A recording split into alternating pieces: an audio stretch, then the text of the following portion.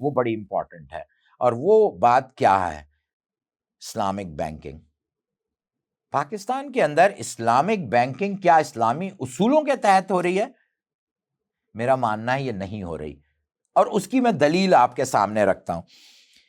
پاکستان کے اندر بہت سالوں سے پہلے ایک اسلامک بینکنگ کا ایک وجود ایک بینک نے پیش کیا، اور وہ بہت ایکٹیولی اس رول کے اندر گیا، اور وہ اسلامک بینکنگ کا موجد یا پائنیئر بن گیا پاکستان کے اندر.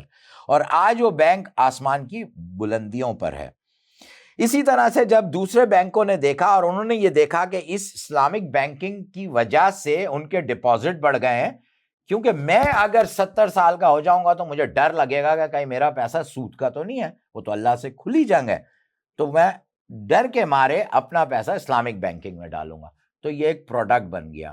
اس فلسفی کو لوگوں نے بائے کیا، اور بینکنگ سیکٹر نے اس فلسفی کو بائے کیا، اور لوگوں نے اسلامک بینکنگ کے اوپر پیسہ لگانا شروع کیا، جس کی وجہ سے پاکستان کے تمام بینکوں نے اسلامی پروڈکٹ لانچ کر دیا.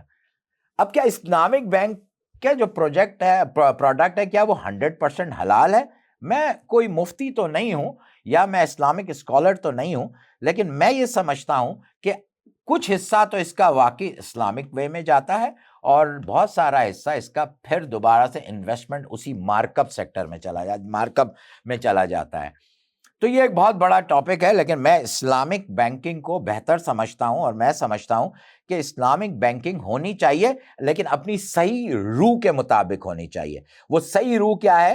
کہ جس کاروبار کے اندر آپ پیسہ لگائیں گے اس میں نفع بھی ہے اور نقصان بھی ہے، اور جب نفع اور نقصان دونوں ہوگا تو وہ حلال کہلائے گا. یہ کیسی اسلامک بینکنگ ہے جس میں صرف نفع ہی نفع ہو رہا ہے اور نقصان نہیں ہو رہا، اور نقصان جب ہو رہا ہے تو وہ فوراً کورٹ کے اندر چلے جاتے ہیں. تو آج میرا یہ ٹاپک یہیں پہ ختم ہوتا ہے، اس امید کے ساتھ کہ اسٹیٹ بینک آف پاکستان جو ایک بہت اسٹرانگ ریگولیٹر ہے، اسٹیٹ بینک آف پاکستان جو پاکستان کی اکانومی کا ایک بہت بڑا ڈور ہے، وہ اسٹیٹ بینک آف پاکستان صرف اور صرف بینکس کو سپورٹ نہیں کرے گا، کیونکہ وہ بینک سے قرضے دلواتا ہے یا قرضے لیتا ہے سرکار کے لیے.